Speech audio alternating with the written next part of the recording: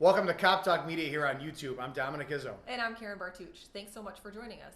Cop Talk is an outlet that provides education, entertainment, and advocacy for law enforcement. And every week we're going to be putting a new video up here on YouTube. Make sure you subscribe to the channel, make sure you like our videos, and spread the word. We really want to connect with our community, our citizens, and our officers to bridge the gap between what we as law enforcement officers do and what citizens, their expectations are, as well as their, educating them in what we can do for them. Make sure you go to our Facebook page, Cop Talk Media, like the page, share with us what you want to see on the page, ask us questions, and interact with us there because we really love your feedback. That said, today we want to talk about a couple of things that have been happening in the media. The coffee incident has been going on as of lately. Yes. Officers walking into various restaurants and coffee shops and having them told that we don't serve police here. Or some of the people that have been putting the hashtags on there. You had said that there was one that said FTP, fuck the police. I saw one that said Black Lives Matter.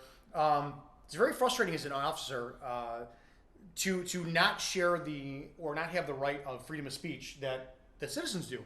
We can't say what we want to say. We can't let our emotions out there. We have to be not robotic, but professional at all times. Our peace can't be breached.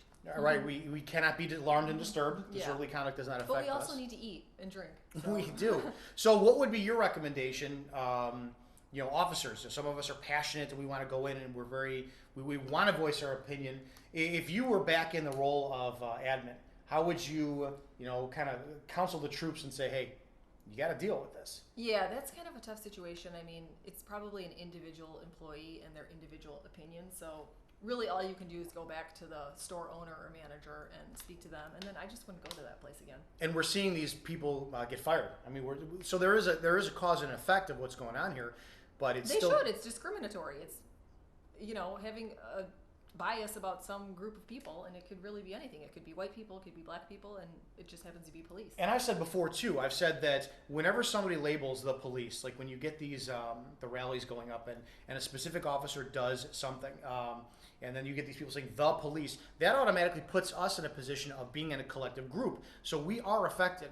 We are discriminated against because of that. Stereotyped, yeah, and nobody likes that. So. No, it doesn't. So, coming from a personal point of view, it's very irritating and it's very disheartening when the very people that we do love and we serve and protect do, they don't interact with us in the way that we want to, and it's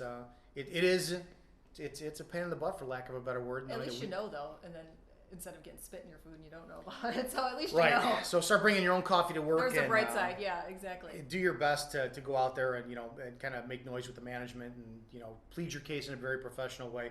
But we understand the frustration what's going on out there. And I guess the whole point of Cop Talk is to kind of dispel any myths and rumors that are out there and maybe change some people's perceptions of police, because we're not bad people. And what we want to do is, over time, we want to bring to you elements of what we do to kind of answer questions. Fourth Amendment, search and seizure, why we do what we do, why we put our hands on people, when we put our hands on people, why he puts his hands on people a lot. When we wind up putting, you into custody, we come to a scene and you're the complainant, but you're in cuffs and you don't understand why. It's like the safety aspects of what we do. We want to explain that to you as time goes on through this channel. So that's why we want your interaction, your feedback, and definitely your questions as time goes on too. Yeah. The other big thing that we were talking about before was now the more and more active shooters, and it's out of hand. People are still ignorantly blaming guns. In our Second Amendment. Right, and that's not really working. And you have an extensive background in this specific topic. I do, yeah. I was a strong advocate for concealed carry here in Illinois because I feel that people have the right to protect themselves. Mm-hmm. And these situations are happening in gun-free zones. So they're not happening where people are able to protect themselves, and that's specifically why they're going to an elementary school or a college, because they know that it's a target-rich environment. Yeah, criminals don't look at the signs on the doors and go, can't bring my firearm in here. Yeah. So, sadly, we just had another one in Flagstaff, Arizona, and just had the one in Oregon. So it's happening all too often. But really, people are just not able to protect themselves. And some of the notions out there about lockdown drills and hiding in place, I don't know that I necessarily agree with all of it. You're waiting to be a victim, in my opinion. Yeah, it might work for smaller children and things in schools, but to me, my first reaction would, one, to be get the hell out of there, and two would be to fight if I had to. Like, we've seen more and more happening more and more. You're also of the mindset that you run towards the gunfire. A lot of people don't. Right. So you got to look at that aspect of it too. Yeah. So, I mean, I would try and fight as much as possible. And like I said, thankfully, we're seeing more of that. The officers that were overseas in France that attacked the gentleman on the train, or I shouldn't say gentleman, the shithead on the train. And also at the Oregon shooting, there was a U.S. Army soldier. He got shot 7 times. Yes, yes. And he finished the fight. Yes. So that's a hero and a half. I mean, that guy is just he's amazing. And then as a last resort, I would barricade yourself. Right. Not hide, barricade. So when we parallel that, have you seen now some people are putting blue tape or blue paint on curbs in front of their homes, and it's indicating that, let's just say a cop does a traffic stop in front of the homes, that's a house that supports law enforcement. So what I had seen, everyone sees the blue lights on their porches now, which is great. I have them in my house. I hope you have them in your house. But I saw online that people were putting blue paint marks or the blue painter's tape over the curbs of their homes, indicating that this is a cop supportive home. And some people were going so far as to say that you do a traffic stop here and something goes wrong, you have backup here. How do you, because I've actually had these questions from people online, how do people back us up without overstepping their bounds, but us, I know it's our job to show appreciation. Like there's some people I've had on traffic stops who just sit and watch and wait. And in my past in my youth, I would have been like, go back in your home. You don't need to be here. But now I have to understand and I have to be supportive of my community going, you're here for me. Yeah. This is great. So as officers, we have the balance of saying we have to curb our egos and, and embrace that citizen involvement. But how can the citizens stand guard with us, if you will, and watch our backs productively and safely?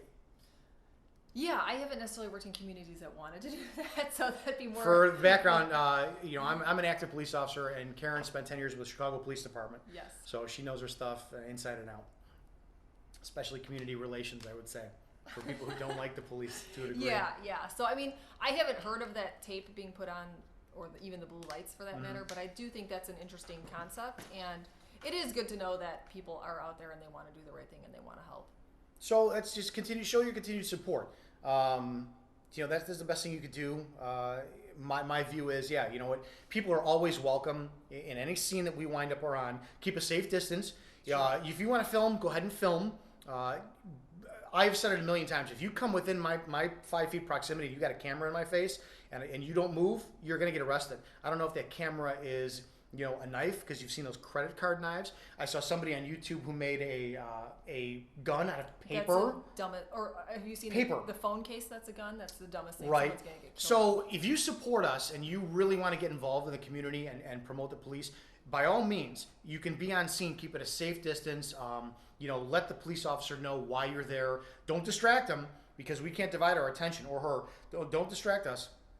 Get involved, but just keep a safe distance and. Don't mean mug us. Don't look like you're wondering what we're doing. But be more involved and be more active in your community on that end, I'd say. And I would say that the culture has shifted, whereas before we would totally say, get away from the scene, go back in your home. You don't belong here. But with video cameras and just all the scrutiny on police, I think it's a more open we're a lot situation than it's ever been. A lot more. We are a lot more receptive to the community policing. I had the honor of being involved in the procession for Lieutenant Glenowitz's funeral procession in Fox Lake, and it changed my life. In a time where all you see on YouTube and Facebook is hate. Fuck the police and hate. Here was a 5-mile procession of police cars, and I couldn't see because the tears in my eyes from all the people who were yelling thank you, and a couple of people shouted out my name and the signs, and all these little kids who were wearing blue, people who waited out for hours and hours in the heat on a holiday just for us.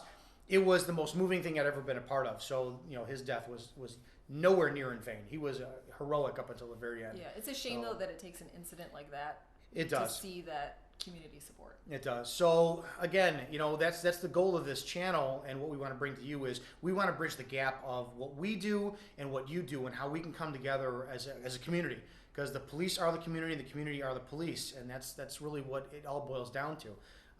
So if you've got questions or issues or concerns, anything on your mind, please send them through our Facebook page, which is Cop Talk Media on Facebook.com, and don't forget to like the Facebook, subscribe to our channel here. Send us any video ideas you want to see. We have a lot of stuff coming up at the channel. We'll be going on field trips, talking more about weaponry, talking more about police tactics, talking a lot more about community service, and everything that's relevant in the media. Yeah, and your own self-protection. That's a particular area of interest of mine. Yeah, so. we want you protecting yourself, absolutely. And we're going to be going a lot of behind the scenes of what Karen does and all the training that she winds up doing and how she brings it to her knowledge from the past into the public today. So Great. once again, thanks for joining us, and we'll see you in the next video.